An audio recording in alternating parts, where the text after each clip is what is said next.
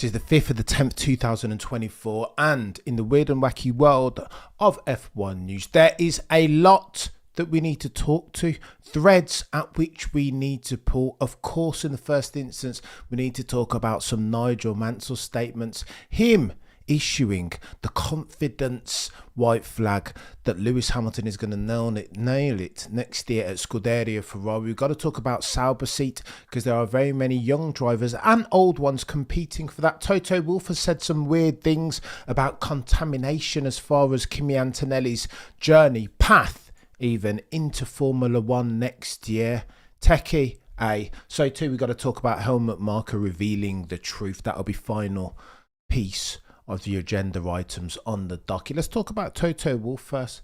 I don't know if I like this guy's tone. You know, I think there is lingering beef between himself and former mentee one James Vowles. James Vowles this week has been very complimentary about Mercedes power unit. Lest we forget that in 2026, brand new rule and reg set, technical spec of the cars are going to change. The emphasis now more than ever will be on the power unit. Why? Because it will be 50-50, 50% combustion engine, 50% electric, and that is different, is it not, to what we're used to? Hence why the engine manufacturer being Mercedes, Scuderia, Ferrari, Red Bull powertrains in conjunction, collaboration even with Ford, the emphasis will be on them as to how much efficiency they can bake into their build, so too maximal velocity and maximal output even.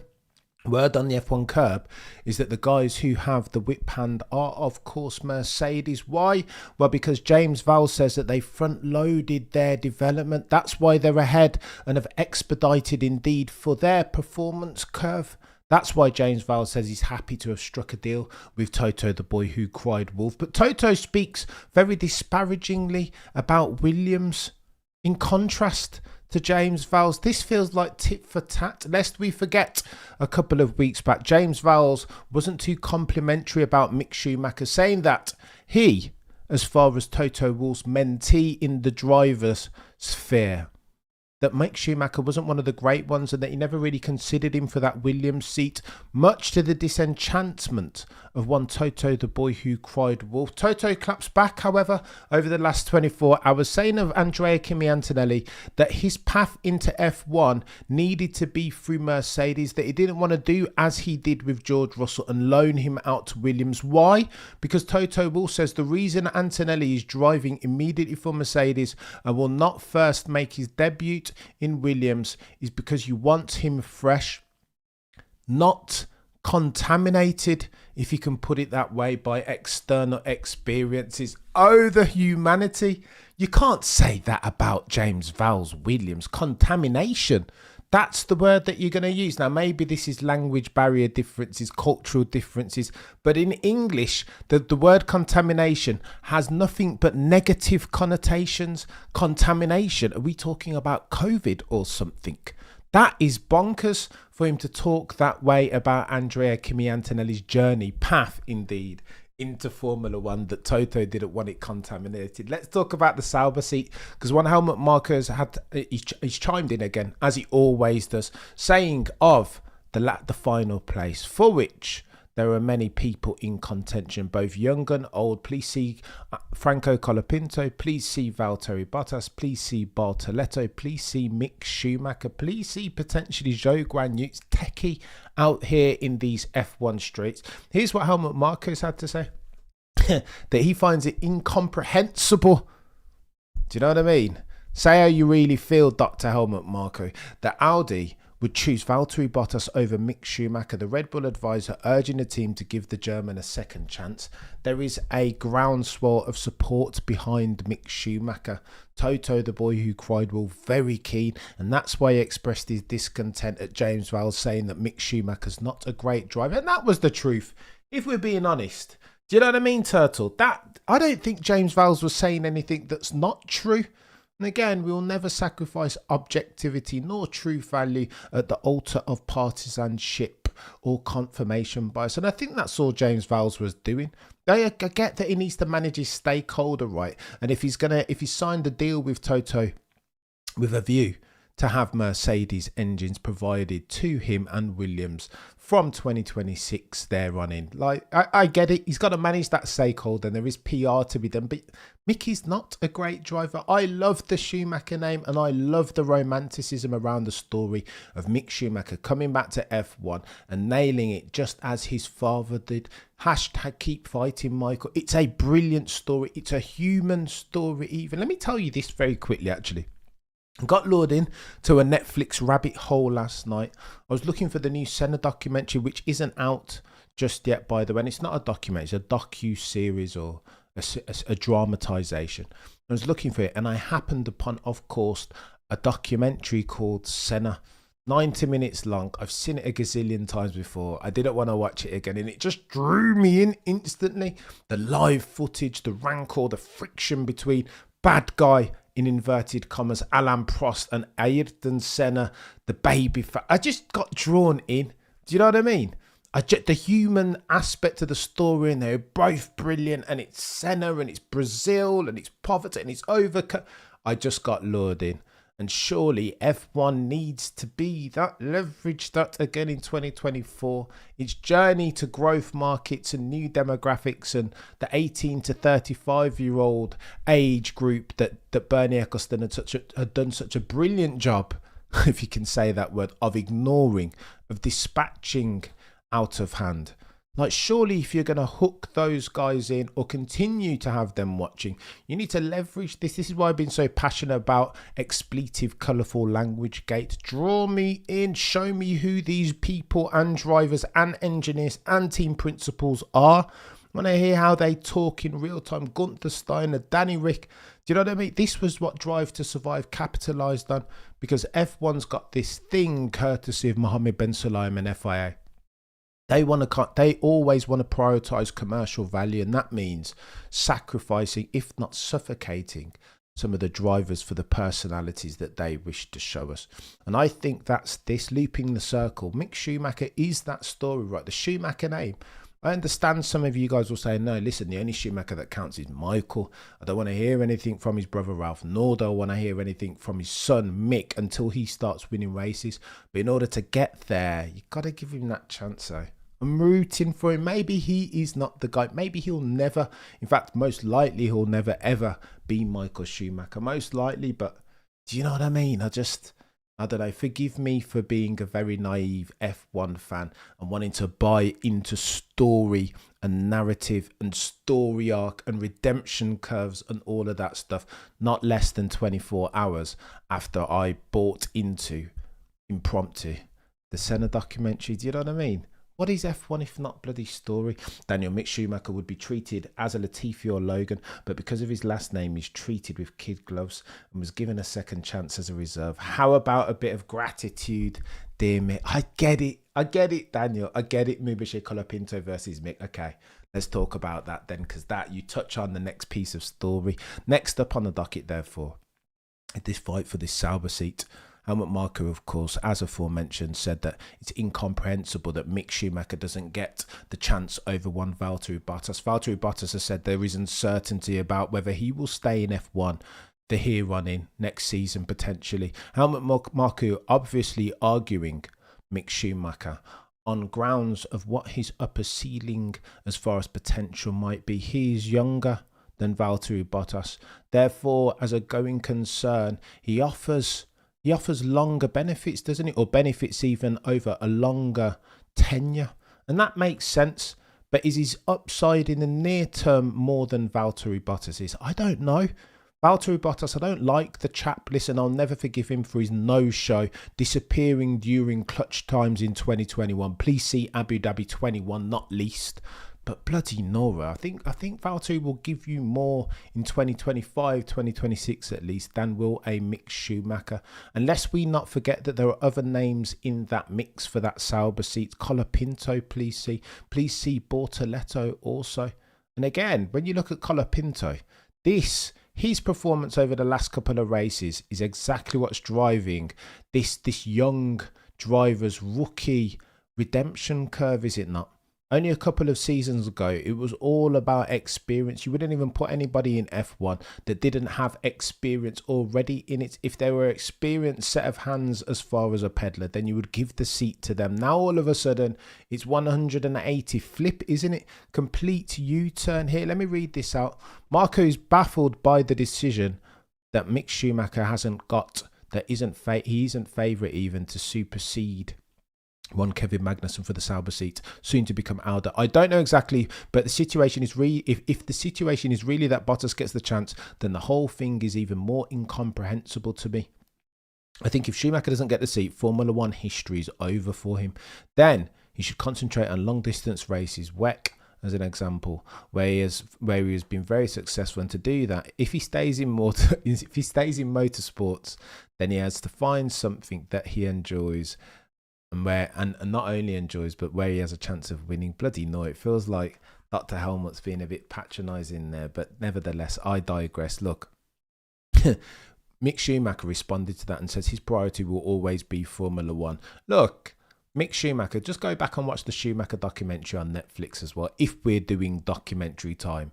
And again, you want to understand the story. Mick Schumacher said he'd sacrifice every single second of his career just to watch one more Grand Prix with his old man, Michael Schumacher. Keep fighting Michael Schumacher, and therein lies your story and the reason why he may be potentially, if indeed F1 is a meritocracy, then of course Mick Schumacher doesn't have a prayer, but because of his father Michael and what Michael meant to so many F1 fans around the world, 7-time champion, first mainstream crossover superstar, revolutionizing wellness in Formula One, and his commitment was unerring. Because of all of those things, Mick Schumacher still has to get a shout. Surely, if not just because of the romanticism that is and has always been and will always be the one that F's, Mick Schumacher responds thus. We have to wait and see what happens as far as the Haas seat. He told Sky Deutschland, I will deal with it when it comes to plan A. And if that doesn't work, plan B must be in the back of my mind. I don't know where I will go at the moment. Formula One is a big goal, says Mick. It always has been and always will be. That's why everyone else and everything else has to stand still for now. The options that exist alongside F1 will have to wait. Let's go, Mick Schumacher. Rooting on you, chap. But Sam Power from Australia's Channel 10 has talked about the new breed, the up-and-comers, that they must get the priority of Colapinto. He says he's given a lot of team principals, courtesy of his performances over the last 2 races at Singapore and Baku, a headache. They will be thinking, how can we make use of this talent? Just look at Red Bull. The insinuation being, therefore, that Christian Horner, with a view to solve for his driver's Rubik's Cube for his very substantial list of automotive pugilism problems, will be looking at Franco Colapinto. Indeed, post-Grand Prix last race, Christian Horner talked about George Russell, so too did he talk about Franco Colapinto. Indeed, I think that dude is a paradigm shift as far as the way that team principals are thinking about drivers now. Again, 2 years ago, it was all about experience. That was the still the priority, indeed, as you consider who you're going to promote to the seat, to the next empty seat in Formula One. Now, however, on the back of Ollie Behrman's performance at Saudi Arabian Grand Prix, getting a cheeky 7th, and again, he scored points the other day, didn't he, at Baku? Those are his maiden voyages as far as F1. Subbing Franco Colapinto, and he makes Logan Sargent look pedestrian. Even some are saying that Alex Albon might have challenges against Franco Colapinto, and people rate Alex Albon highly. Liam Lawson, the same story. Lest we forget that Liam Lawson dominated Alex Albon in DTM in their stint circa 2020, I want to say.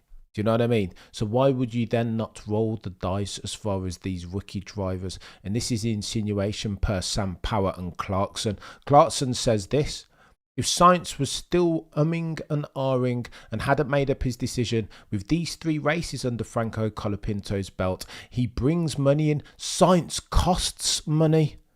And this is the dichotomy, right? Why would you not roll the dice on a rookie like a Colapinto. And again, these things don't work out all the time, right? Please see Nick de Vries as your exhibit A, your case in point. But sometimes it's worth just rolling. I've argued already on a gazillion occasions, there is more risk to keeping a Checo Perez at this point than there is from jettisoning him off. Of course, he brings in $30 million a year. Of course, he sends an ish ton of energy drinks all around the world, not least in Latin America and North America. Of course, you want to see him rock up at the Mexican Grand Prix. Why? Because a gazillion people will have bought tickets looking to see their Mexican hero, the man formerly known as the Mexican Minister of Defense. But if we're talking about performance, which of course needs to be front and center of every F1 conversation, then why would you not roll the dice and appoint a Franco Colapinto, leverage a Liam Lawson, front load an Isaac Hadjar, and Arvin Lindblad, if indeed you are Christian Horner and you have the opportunity? Here's what James Vowles had to say in it. Would James Vowles say my driver lineup for 2025 is Alex Albon? Or this is what Clarkson said. Would James Vowles like to have Albon and Colapinto and say to Carlos Sainz, sorry mate, you took too long, go and drive for Audi potentially? Sam Power says, would Franco be a good fit for Red Bull even? If Christian Horner is saying he'd consider George Russell, why wouldn't he take a look at Franco Colapinto as well? He's a driver who's done well in an unbelievable job in deputising. Oh, the humanity. And of course, he's been brilliant, right? Out qualifying Alex Albon, who they rate. And if F1 maths is a thing, then you want to be invested in the stock that is Franco Colapinto. Argentina's got a country behind him, brings in money. Indeed, you could say that he's an economy. If F1 and Liberty Media are interested in growth markets, then surely in Colapinto there lies an opportunity. Bring it back to Argentina. Fangio settings, Carlos Reutemann settings. His driver has done unbelievable. He opens up a brand new market and demographic in Argentina, which Formula One hasn't had for a long time. In which case, if you don't look at what you do in the future, he's a very strong candidate. But Lawrence Barretto, again, journo of Formula One, responds, Helmut Marko isn't afraid of making tough decisions and he won't want to miss out on a talent like Franco Colapinto. He won't. Nobody will want to miss out on a talent like that. Imagine if indeed, here's the problem though, if we're going to offer some semblance of balance. The problem for these F1 teams is that there is no, if past this prologue, then in all likelihood, Colapinto will fizzle and sadly burn out as far as his career. Why? Because in long form, we have nothing from him. He's languished, as has Ollie Behrman in F2. You kind of want to pick out the champions first, surely. And to that point, the mind boggles why nobody's picked up a Teo Pourchaire nor a Felipe Drugovich, the two most recent winners in F2. But again, Carlos Sainz has told you on a gazillion occasions, right, that getting a seat in F1 is more than just how good you are. It's about timing. It's about fortuitous circumstances. It's about when the racing gods are smiling at you. It's about when the timing of a seat available in F1, that timing aligns to when you're at your best, when you're experiencing peak oil as far as your form. And sadly for Teo Pourchaire, it just hasn't worked out, has it? Chaos this. Go on then, let's talk about Helmut Marko, because he said some things about Daniel Ricciardo. The cartels are the biggest players. Oh, Polish, yeah, mate, that's what I'm saying. Upon a bit soft. Daniel says Polish. Most of us will check it out after Cam's video. I think I already subscribed. Polish, I think I know what you're alluding to, mate. And get on the Discord, Polish. Eddie, even. Apologies, mate. Eddie, get on the Discord chat. Do you know what I mean? And we'll have a conversation. Because I haven't written anything in 8 years. Yeah, no. I like rap music, Eddie. I'll say that much. I do like rap music. We will talk. Go on then, Helmut Marko. Because it's gone a bit techie, hasn't it? Helmut Marko. This Danny Rick story will never die at the moment. And I don't know how I feel. I think I'm conflicted. Again, you have to be split under the umbrella heading of meritocracy and performance, and what Danny Rick could bring to the fore as far as his personality and his commercial value. Sponsors like Visa were throwing money at RB Visa Cash App. Do you know what I mean?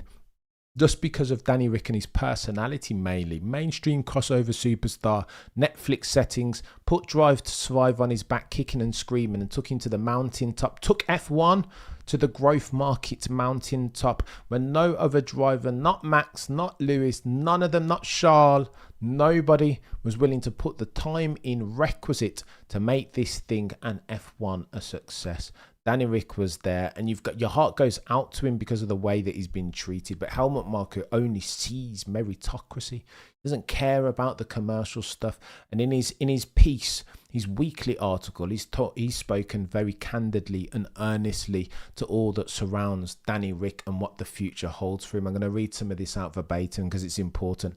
Danny Ric's departure was announced after the race weekend in Singapore after 4 compelling reasons related to commercial agreements. He himself was informed in good time, and to use his own words, he's at peace with himself. I also think that the fastest lap he set was a fitting farewell performance. Now, as your Exhibit A, many people disagree with that. People close to Danny Ric say that he was pseudo-informed, that they knew that he was potentially going to get sacked at Barcelona, but a half-decent performance pushed that down the road. And this is techie, isn't it? Surely they should have given him concrete notice that Singapore was going to be his last race. Surely he deserved that. But then other people say that Danny Ric had been notified and was trying to manage the PR standpoint for himself, garner some sort of goodwill, hoping that another blockbuster performance, even like he'd done so many times before, would gain him another couple races as grace. Marko continues, and this is where it gets techie, ladies and gents. Do you know what I mean? Marko doesn't pull any punches, does Helmut Marko. Red Bull GmbH consultant settings. He says he was given a second chance that no one else would have given him. His performances, Helmut Marko insinuates, were not good enough, and that was under the premise that a return to Red Bull racing was possible if he performed well enough, made the case beyond reasonable doubt that he was a better driver than Checo Perez. Oh, and by the way, Checo Perez, by virtue of his material underperformances, had given Danny Ric, the Honey Badger, a layup right. He just needed to pick it up and dunk it, mate. Outperform Yuki Tsunoda, and that seat alongside Maximilian Verstappen was yours for the taking. Didn't do it. Continued to seize defeat from the jaws of victory. Helmut Marko continues, the Racing Bulls team was always intended as a stopover for Danny Ric. That wasn't meant to be his final destination. He was meant to go in there and smash performance out the park. He didn't do it, however. The necessary performance, however, says Helmut Marko, for the avoidance of doubt, came twice only. Once with a 4th place in the sprint in Miami this year, and last year in Mexico. Ergo, Danny Ric's performance was too inconsistent to make the case for his superseding one Checo Perez. But otherwise, the speed was not there, continues Marko, and the consistency was not there either. The performance that would have justified a promotion to Red Bull Racing was missing, but that was the whole point of the thing, and that's why, sadly, for Danny Ric fans around the world, he had to go. One goal, one mission objective: to make your case for a seat in Red Bull Racing. Why? Because that RB Visa Cash App seat is for junior drivers. That's to continue the conveyor belt. Liam Lawson's settings, Isaac Hajar settings, Lindblad settings. That's the junior team. That wasn't for Danny Ric. It was a stopover, says Helmut Marko. If we knew why the performance, says Marko, wasn't good enough, as it should be, as it should have been even, we would have done everything we could have to change it. But the same killer instinct, techie, Turtle. Perez is no better than Ric, but he kept his seat. Doesn't make sense, but it does, Turtle. Because money, cash rules everything around me, Queen, get the money. The only colour that matters is green. If you're going to stick with one of them, right, you stick with the one who's from whom you're getting $30 million a year, or at least you do until the October the 27th, when there is a Mexican Grand Prix on the ill-advised Council of Liberty Media, who are keen not to cheese off hundreds of thousands of adoring Mexican Minister of Defense fans. Do you know what I mean, Turtle? It's techie. Me Bashir, anyone suffering F1 withdrawals, we'll talk about it, me Bashir. Let me crack through these news items on the docket, and then we'll talk about perceived F1 withdrawal or otherwise. Go on then. Here's what Marko had to say. If we knew what was hindering Danny Ric as far as his performance, we would have done everything we could have to change it. However, and this is the clincher, the deal breaker, but the same killer instinct that so epitomised and characterised Danny Ric's performance back in 2016, let's say 2014 settings, wasn't there any longer. Please see as your Exhibit A, last of the late breaker performance, 2014 Hungary. Danny Ric settings, he was incredible then, but now, says Helmut Marko, that killer instinct was gone. He was famous for his uncompromising overtaking, last of the late breaker settings, but that was no longer the case either. Danny Ric was somebody different. And sadly for Danny Ric, it was still there. I disagree ever so slightly with Helmut Marko. It was there when Jacques Villeneuve criticised him and lambasted him in disparaging terms. All of a sudden that awoke the man, the driver that we know as Danny Ric, because that race, he was incredible all of a sudden. So it was there. I would contend this, Dr. Helmut Marko, it was there, it hadn't gone away. It was just Danny Ric's inability to tap into that, his former self, his prime self, the last of the late breaker Danny Ric, with the frequency requisite to challenge Checo Perez for that seat at Red Bull Racing. That's what we're talking about. This wasn't physical for Danny Ric. This, for me, was mental. Okay, so he'd gotten older and it had become less easy. He'd learned some bad mistakes from his time at McLaren, but this was a mental thing. He just didn't have the ability to tap into that ability with the frequency requisite to challenge a Checo Perez. The GP appearances, oh, and by the way, because this is where it gets even techie, because I feel like the young drivers, Colapinto especially, sabotaged Danny Ric and expedited for his exit. Indeed, the sword of Damocles being wielded upon his tenure. The GP appearances, continues Helmut Marko, of Ollie Behrman and especially Colapinto, have shown recently that youngsters are ready for the step up, and that the old philosophy of some team bosses and principles that you only promote drivers with 3 or 4 years worth of F1 experience at a top team is now outdated. Why? Courtesy of Colapinto, who jumped in the car and nailed it. Courtesy of Ollie Behrman's performances, both in Saudi Arabia and Baku, nailing it with, as near as makes no difference, 0 experience in F1 cars. A la mode is promoting rookies, therefore, courtesy of Behrman, Kimi Antonelli and Colapinto's performance on 0 preparation. Mercedes has now proven this with its driver direction, just as Red Bull Racing has done several times in the past. Everybody is in search, on the hunt for the next Maximilian Verstappen or the next Sir Lewis Carl Lewis? What are you talking about, Cameron? The next Sir Lewis Carl Davidson Hamilton. There is indeed alpha in that process. I would contend again that there's more downside from not rolling the dice. Can't stick with Checo Perez forever because his ceiling is clear now. Colapinto, however, or an Ollie Behrman or an Antonelli, there's no knowing how high or fast they could go, how many championships they could win. This is a Bitcoin of an investment, right? You roll the dice, it could work out, it might not, but if it does work out, the gains and benefits that you accrue as far as a Mercedes or a Red Bull, as versus sticking to a Checo Perez, infinite, ad infinitum settings, right? You can rely on the youth, Helmut Marko concludes. There is a certain risk, but it's manageable and it is worth it.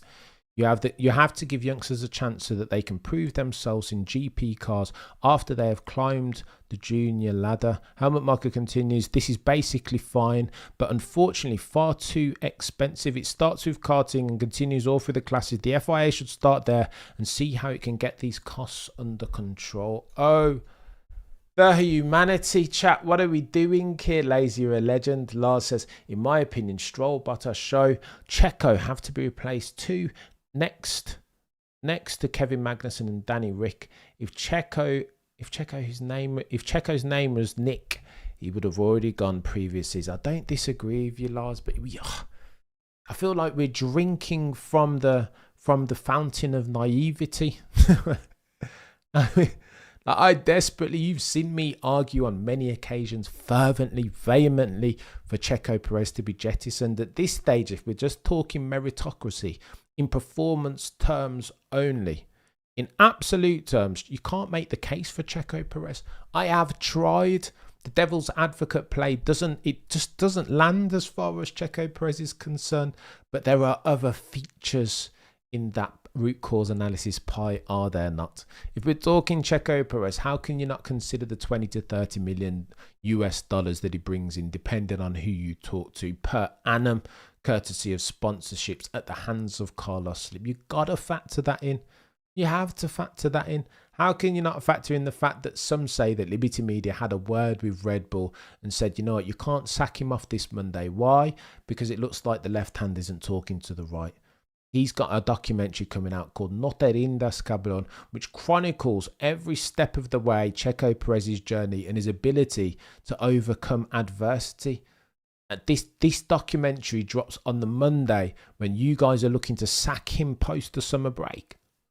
We're not joined up. The narrative isn't clean. The optics, therefore, are really bad. Oh, and furthermore, lest we forget, there is a Mexican Grand Prix on October the 27th. Maximilian Verstappen has already got death threats at the Mexican Grand Prix. Already, they've had to hype up, make more robust his security around there. So you mean to tell me as a team, you're going to sack Checo Perez only a couple of weeks away from the Mexican Grand Prix? Behave yourself. This makes no sense. Surely, I know that in F1, common sense isn't very common, but they can't be this noddy. You know what I mean? They couldn't jettison Checo Perez. And two, lest we forget that he normally goes well around Singapore and Baku. The time to sack off Checo Perez was about 3 or 4 months ago, right? You don't do it just before his favourite tracks around which he should have always gone, well, okay, Singapore didn't work out for whatever reason. The car's difficult to drive, understeer settings, symptoms of ground effect rules. But he wasn't bad. He wasn't half bad in Baku, eh? I mean, the racing gods turned their back on him, but on a different Sunday, on any given Sunday, Checo Perez could have won that race. Process over outcomes. Some say, Turtle says, I do wonder with many young drivers next year whether there'll be more accidents with lack of experience. I don't doubt it for a second, Turtle. I think you're onto something there. I felt when Danny left Red Bull, everything changed for his career. Ladies, and if you talk to a friend of the channel, Peter D. Windsor, he will tell you the same thing, that Danny Ricciardo never left, that he sold his soul for the 25 million a year contract over at Renault. How's that worked out, Renault? Do you know what I mean? Gonzo. They will be Gonzo soon. I think there are very many teams, not least of whom Andretti, sniffing around Alpine. Shout out to Lucky Sons and Steve.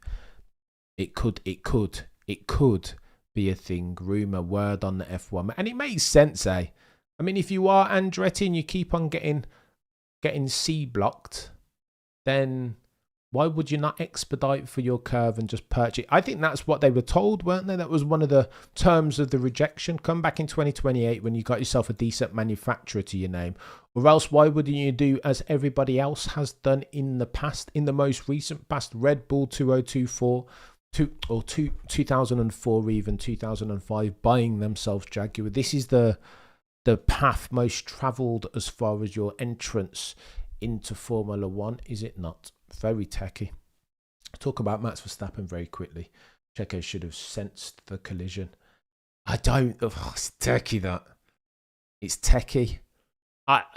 Maybe if he'd had his Weetabix that morning, but I can't place the blame for that collision at Checo Perez's door. I've got to be honest. I think if anything, if a racing incident under the umbrella term, but if anybody's got to take blame, I would say it's more Carlos' side. 60-40 potentially, but the road does curve that way. That is the racing line. And per my guy Martin of Lower Lap Time, go and subscribe to that channel if you're not already.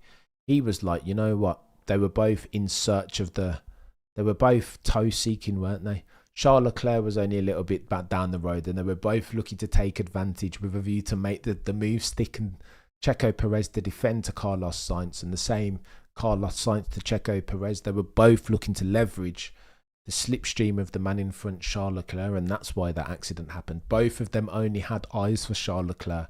Neither one was checking either side, and that I think is to explain. You could see Carlos. I think they could both see each other, but they weren't paying attention. I don't think they were paying attention. They only had eyes for the slipstream. Johnny Cash. I'll have a look, Eddie. I'll have a look, chap. Go on, and let's talk about Max very quickly before we finalise. Bookend this session on one Sir Lewis Hamilton and Nigel Mansell's comments. Helmut Marko has chimed in yet again on Maximilian Verstappen and his potentially leaving at the end of this year or next, saying on Max is not the type to beat Michael Schumacher's record or Lewis Hamilton's record, 7-time champions both. When he's in the car, he just wants to win, but the environment has to be right, conducive for him winning races. Therefore, if the whole thing no longer suits him as far as personnel harmony, having the wheels requisite to win races and championships, Helmut Marko says you can expect him to say from one day to the next that is it. Now look, I think we've got to start taking this thing seriously, right? Because there are very many arrows pointing at the Max Verstappen leave door. First and foremost, most recently, this punishment that he's got to do community service for expletives, for swearing in a press conference. As ridiculous as we all think that is, we want to see the driver's personality. Currently, as the rules and regs are stated, per Johnny Herbert, who is a steward meting out these penalties every single race weekend. Currently, that's how the rules are written, is it not? And so in that sense, if the charge against the FIA's inconsistency, not meting out the rules or instituting for the rules consistently across related parties, then they might have got this one wrong. But I would contend yet again that they need to change the rules. That's number one on the docket as far as Maximilian Verstappen leaving. Why? Because that's embarrassing. It's proselytizing. You're treating Max like he's a child. He's a multi-million-pound F1 driver, one of the best that we've ever seen, for Pete's sake. And now you're going to have him go and do community service with time that he doesn't already have in a championship where he's only 52 points down the road, driving a car that's not even capable really of winning rate. Like, what are we doing? So that's your Exhibit A. Exhibit B, Max has said on a gazillion occasions that he's here for a good time, not a long time. When he clocked up 200 races a couple of races ago, Tom Clarkson asked him the question, are you going to be here for another 200?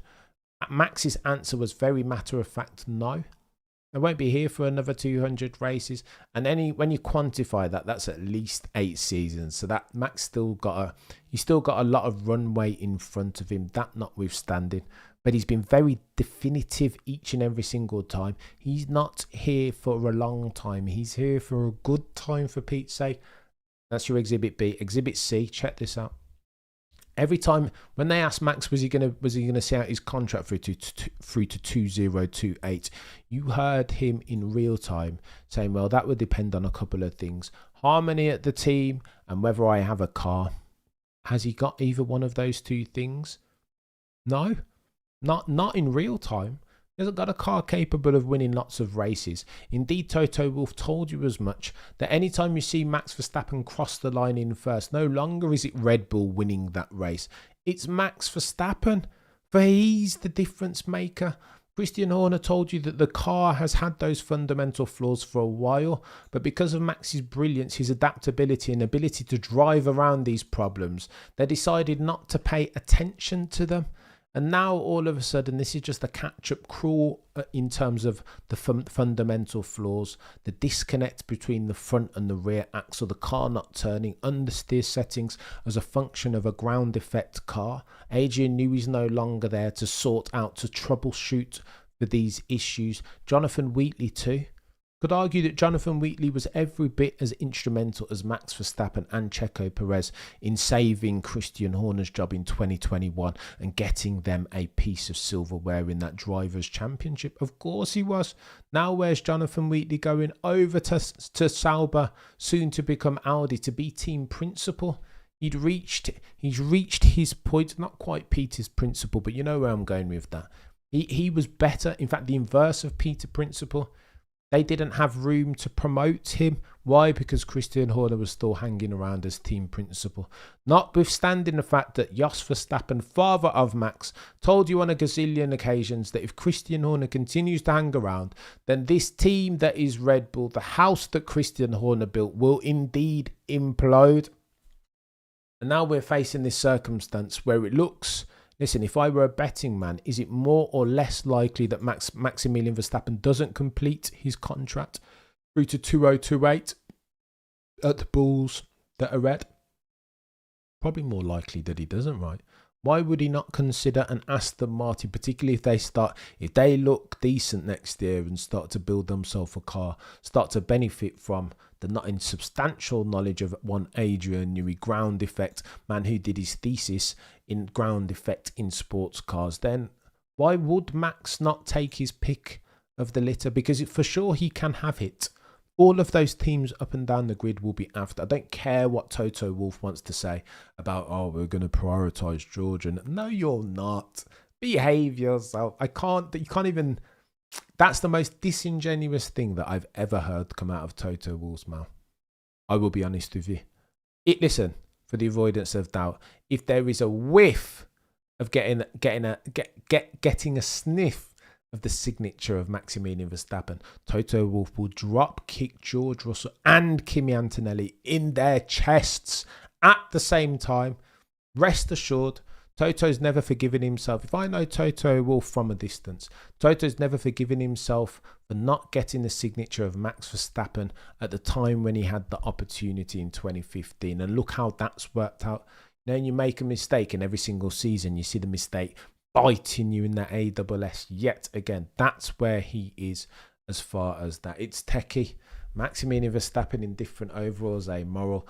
You could argue if you stop cheating, you go to where you actually place. Well, moral. Look, I don't want to drink from the F1 naivety fountain again, moral. You're not cheating. You're not trying. And it sounds very callous me saying that. But look, as long as I've been watching F1 all my bloody life, teams have always been bending, breaking the rules. Listen, Ross Brawn will tell you, one of the greatest minds not named Adrian Newey to have ever F1'd. You read in his book and he will tell you, as he has done on a gazillion occasions, that you read the rules once to see what they say and then a second time to see what they don't say so that you can exploit it. Bending and breaking the rules is indeed the remit fundamentally of F1 teams. You need to look at this mini DRS stuff. Mini DRS. Like what? How? FlexiWing is chaos. Moral. So if we're talking about cheating as far as bending and breaking the rules, if that's your definition of the term, then what are McLaren doing now? I'll never forget seeing my guy break F1, Blake Hinsey, former performance engineer of Maximilian Verstappen, tweet about McLaren. Listen, we need to check, somebody needs to go and check those McLaren wings, check their machine to make sure they're not cheating, that they haven't got an inertia valve, that they aren't utilising a fiddle brake or some torque steer thing. And of course he's right. I mean, you've got to check the car. Everybody's talking about Red Bull and their fiddle brake, the drop-off in performance, when we know really there hasn't been a drop-off in performance. You explain that narrative by McLaren's improvement by virtue as a function even of their upgrade. So too Mercedes. Their flexi wings have helped, both front and rear. That mini DRS has helped. That's been the driver of the convergence story arc as far as the season that is 2024. If that's not cheating, Morrow, you know what I mean? Mini DRS. You guys have seen the way that, and even worse than the mini DRS, I would submit this to you. If you've got yourself a cheeky 2 minutes, go on YouTube and search Lando Norris's, the onboard of Lando Norris's pole lap at Monza. I've watched this thing back at least a couple hundred times. Look at the front wing. You can't even see the full plane of the front wing, but look at the way the front wing reacts as Lando brakes into turn 1 and turn 2, the first chicane at Monza. The front wing literally does one of these. It's ridiculous. It's like a bloody dinosaur. You know, the dinosaur that spits and its bloody mane comes out. Ridiculous. I don't care what the FIA want to say about that wing and how it passed the load. Well, if that wing passed the load test, then just don't even bother with the load test. Do you know what I mean? That wing is flexible. I don't care. The load test isn't the load test. I say that to say this: if that wing, the front wing of McLaren at Monza, if that wing can pass the load test, throw the load test out or revise the load test. A blind man can see. This reminds me of when they said that the transponders didn't work, so we can't adjudicate whether Checo Perez and Lando Norris actually got full starts. Well, your eye can. The human eye can see. You know what I mean? I just watch when the lights go, when the final red light goes out, and to see who moved. Did anybody move before the final red? Yes. It was Checo and it was Lando. So punish them then. But the FIA don't, right? Because they're too busy looking at electronics and transponders. The transponders failed. So, do you know what I mean? Same thing with, do you remember when Lewis was on pole only not to be? Because they'd incorrectly struck off Lando Norris's pole lap for track infringements. Mate, I wish that I could go into details about how that happened. But listen, under the umbrella heading, all of the aforementioned is FIA incompetence. I'm telling you, absolute chaos. If they're not flaunting the rules, they are not playing the F1 game. There it is, Turtle said it exponentially, infinitely more eloquent and succinctly than I ever could. They found a cheeky way around the light. They have to, Lazy. They have to. And it's ironic. It's not lost on me. Mercedes in 2021. You remember Brazil, where Max had a cheeky feel, copped a feel of the rear wing to just see what was going on, because they thought Mercedes were doing something then with their rear wing and flexible stuff, mini DRS settings again, didn't they? No new story original, eh? Touche, says Morale. It's techie. You have a point. I'm trying to understand. I guess I haven't gotten over 2021, but that's not one. 44 Fort Norris Flappy Bird 2021. Are we even going to get into that again? I don't know if I've got time or bandwidth, morale. It's techie. Look, I made a video many moons back. People are still, I'll tell you what, people are still talking about 2021 and it's not going to go anywhere. Channels have been built off of the controversy, polemic / injustice that is 2021. People are still making videos only about 2021 and that's their prerogative. But you know what? I don't know. I feel like I'm the lens through which I watch my F1 is coloured by what's happening in the here and now as of the 5th of the 10th 2024. Do you know what I mean? There are too many things. I want to know who's going to win this championship. I want to understand the hows and the wheres and the why. I want to pull at those threads in real time. I haven't got time to do. I feel like I understand 2021 and there's, listen, you're going to talk root cause analysis. Of course, Michael Massey is in that pie. He's a large percentage of it. But you've got to bake in the fact that, okay, injustice and on Lewis Hamilton, 100% for Pete's sake. But listen, I was watching 1994 earlier this weekend. 1994 was at least, honestly, when you watch 90, as a fan of Damon Hill at the time, and Michael Schumacher is Michael Schumacher. Was he the better driver in 1994? 100%. But was Damon Hill the victim of an injustice? 100%. So look, I think this comes, I always reference Mama Cameron, who will spend, listen, if you talk to Mama Cameron, she will talk to you from now till nightfall about 2021 and its injustice, what it meant, Abu Dhabi, etc. But if you're a sports fan and if you're a long-term fan of F1, you will have seen this going on in the sport for years. Now, that doesn't justify the injustice. Of course it does not. But 1994, I was watching a Senna documentary overnight. 1994, Adelaide and Damon Hill, I would argue was worse of an injustice than was 2000 and 2021. Michael Schumacher just drove into Damon Hill and didn't get punished. What are we talking about here? That I'll never forget 1994. And then you don't want to rewind too much further back. 1989. Did you see the Senna documentary? You want to see about injustice? Ayrton Senna, Ron Dennis showed drivers going down the runoff area and not getting punished. Ayrton Senna went down the runoff area in Suzuka 89 and got punished, got disqualified. Look, if you're invested in F1, then you will be subject to these things. The irony is not lost on me.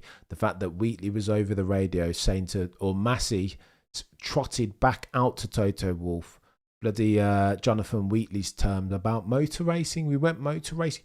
Motor racing is harsh it's always been injustice. It's not nothing new.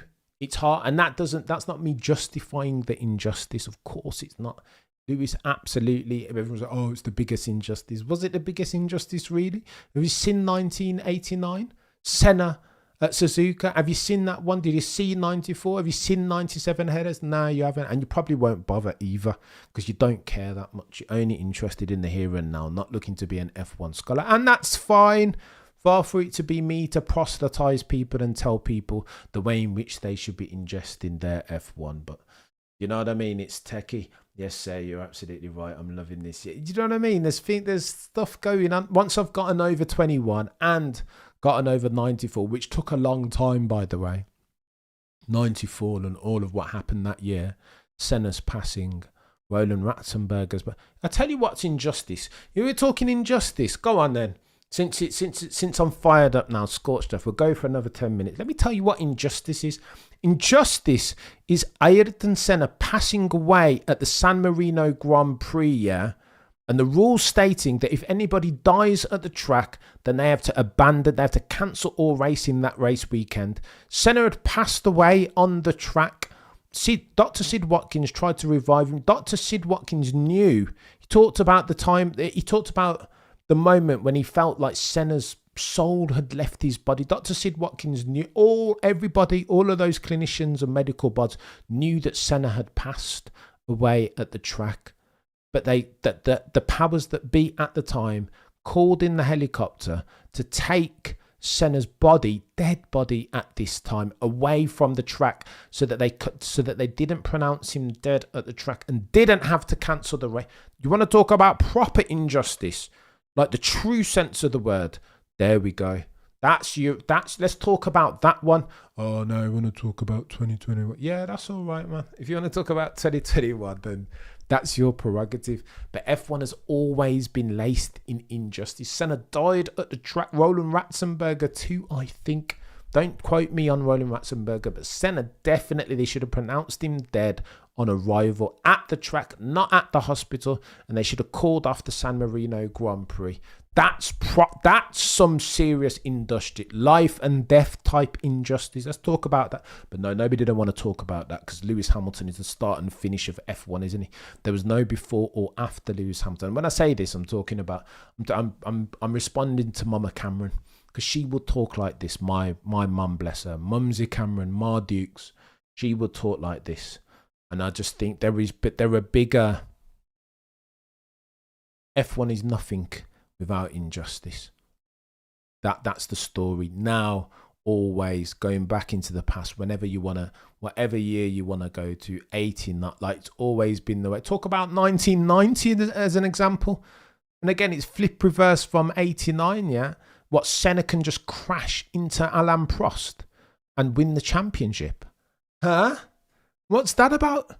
Take him off. Senna could, like, if we're talking about life and death, both Senna and Prost, by virtue of Senna's entitlement in inverted commas that year, could have been seriously injured, if not killed, in 1980, or 1990 even. What are we doing here? Senna said, listen, if you don't put Paul back on the right side, then this is what's going to happen. And that's what happened. Senna's engineers spoke post that event how ashamed they were to see Senna's foot still buried on the throttle when he was in the barrier. The telemetry told you all that you need to know. You want to talk about you want to do hashtag injustice F1.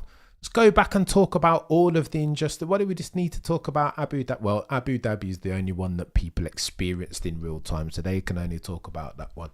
But like for the grizzled F1 vets amongst us, like we won't forget, can't forget. F1 is nothing without injustice. It's always been motorsport. Ish happens sometimes. You know what I mean? It's techie. We can't Vince McMahon, mate.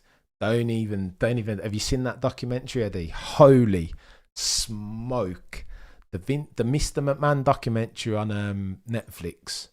If you like story and plot and like yourself some cheeky WWE Attitude Era, ruthless aggression era. Oh my goodness! Not even a big WWE fan, but I like story, and you don't get much more storied and salacious than that. Techie. Imola 94, 1st of May was the worst day of my life. And Dash, I don't disagree, mate. I don't disagree. Thanks, Cam, for putting things in perspective. Lars, you've got to, right? You've got to. If you have the knowledge and don't share it, then you're equally culpable for disseminating the propaganda, I think. Finally, as I lose my voice, look, put man over the edge. People, oh yeah, you're talking about own heart. Oh, Eddie. But again, that was an accident, right? But mate, blue blazer settings. Go on then. Let's talk about Nigel Mansell because he had some things to say about Lewis Hamilton. He talked about Lewis Hamilton. I'm going to read out the quote verbatim and I'm going to react to it because it's important. Again, context. For context and table setting. Many people have talked about. Get myself some water before I nail this one. Priscilla and I watching WWE. It's techie, isn't it, Eddie? 2001. If you're watching it for the first time, that you are blessed, Eddie. Opportunity settings, DX generation. You know what I mean? Crotch chop. Mate, wrestling was different back in the day. Go on then, Nigel. As we round third base. That's what Nigel's got to say. I've been a Lewis Hamilton fan all the time and I predicted he'd be one of the best ever. He told top offshore sports books. Now look, the table setting and context. There is lots of debate in the community currently about whether how is Lewis Hamilton going to fare against a Charles Leclerc in his prime? 2025, we'll find out. It's going to be techie for Sir Lewis, eh? Will he have the pace to out-qualify a Charles Leclerc if he doesn't comprehensively have the pace to out-qualify a George Russell first of his name? It's techie, isn't it? Maybe F1 maths is something that we shouldn't invest in massively. It is very techie, though.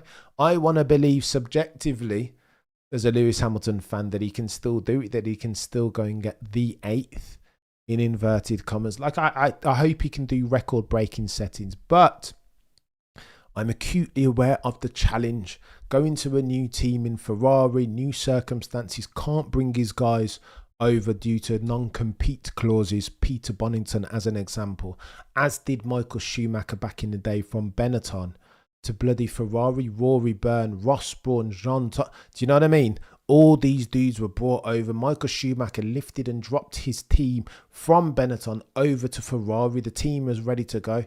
And so that's one less stepping stone that he had to traverse for, right? One less stumbling block as far as his intellectual property, key personnel that Michael Schumacher had to overcome. Lewis Hamilton knows nothing.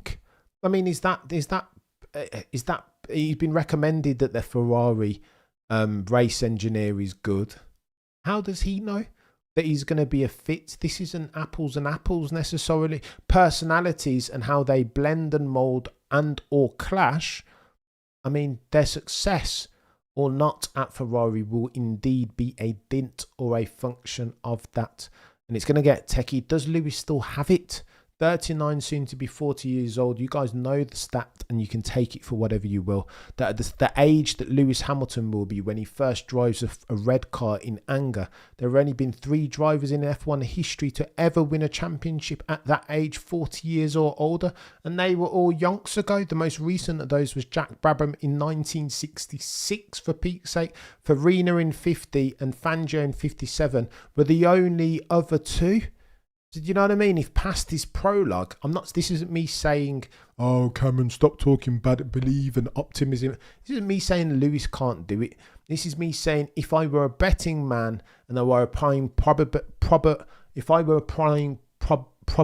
get your words out, Cameron, and statistics to Lewis Hamilton winning himself an 8th, I've got to normalise. I've got to take these things into consideration, eh? It's really techie. I'd love for Lewis Hamilton to win a championship, but I just understand the gradient of the mountain that he will have to ascend. It's not this. It's this. Ferrari, new culture, new circumstance, age, dodgy car potentially, knife edge, difficult to drive, new team, new circumstance.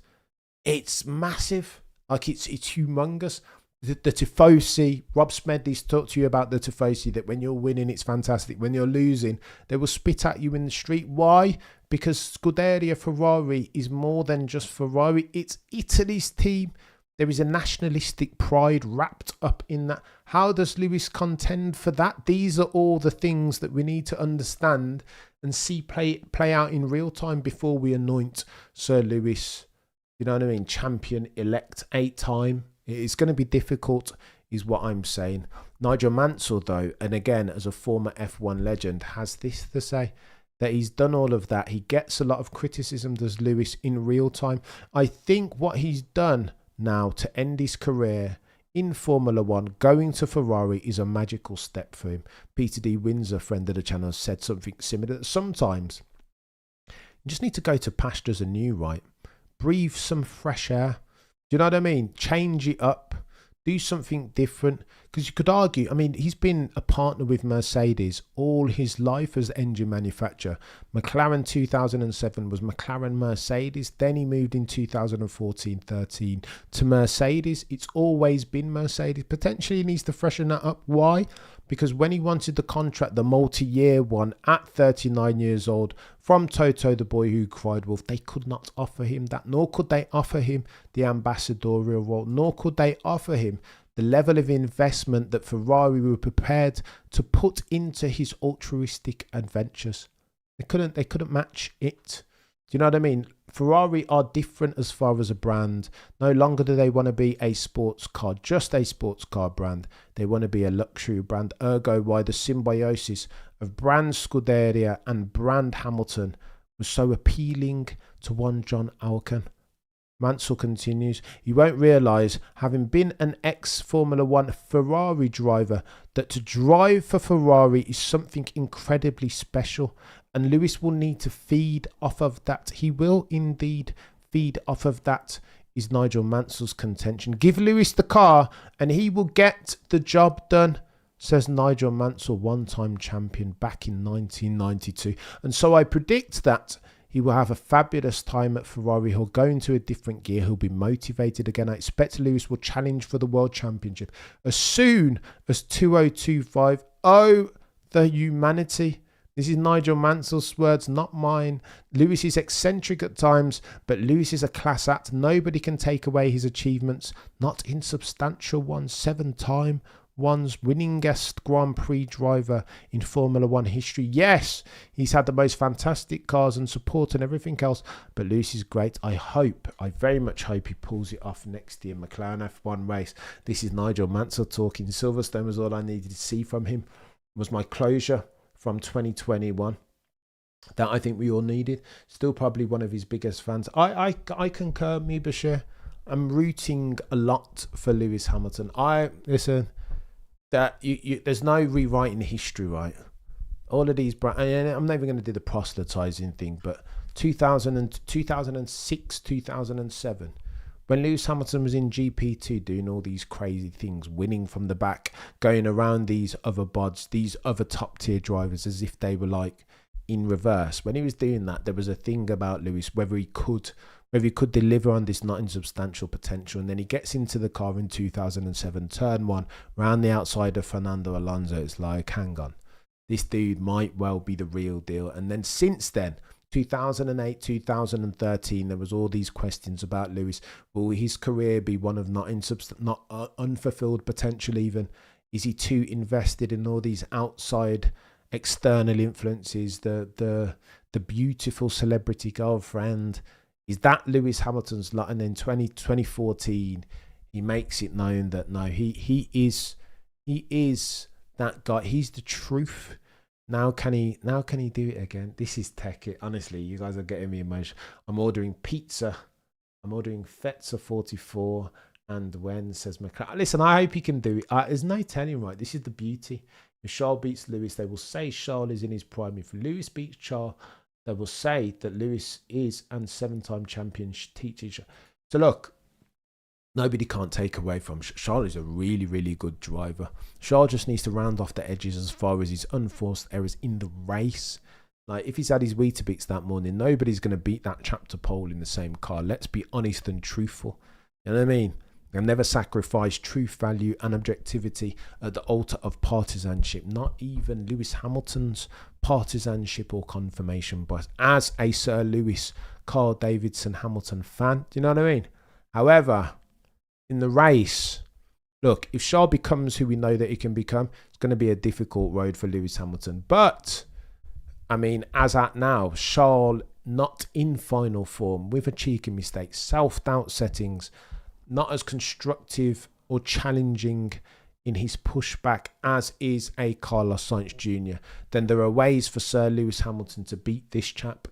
And that's what I'm pinning my my copium to. That's the bottom line. Sticking to it. Lewis is joining Charles' team and is expected to be slower than Charles, but I'm not convinced that Charles will be quicker than the undisputed GOAT of F1, says Andash. It's techie this. Sorry, Fezza Ferrari. Oh my gosh, it's so techie. I cannot wait for next season. But then, between now and then, we've got this, right, 52 points of the delta that Messrs Verstappen and Norris have between them, as at the 5th of the 10th, 2024. Are McLaren going to continue to bring upgrades? 100%. But are Red Bull going to be able to upgrade and steal the intellectual property that is the flexi-wing? If they can bring that to Kota, expect to see Max Verstappen fighting yet and still, but at the very least second place. Do you know what I mean? Built differently. Can he be the difference? It's going to get techie, ladies and gents, and I am here for it too. Kayla Shaw will embarrass Lewis in qualifying. Yeah, but DMT, you don't win any points in qualifying, do you? At least for now, you don't.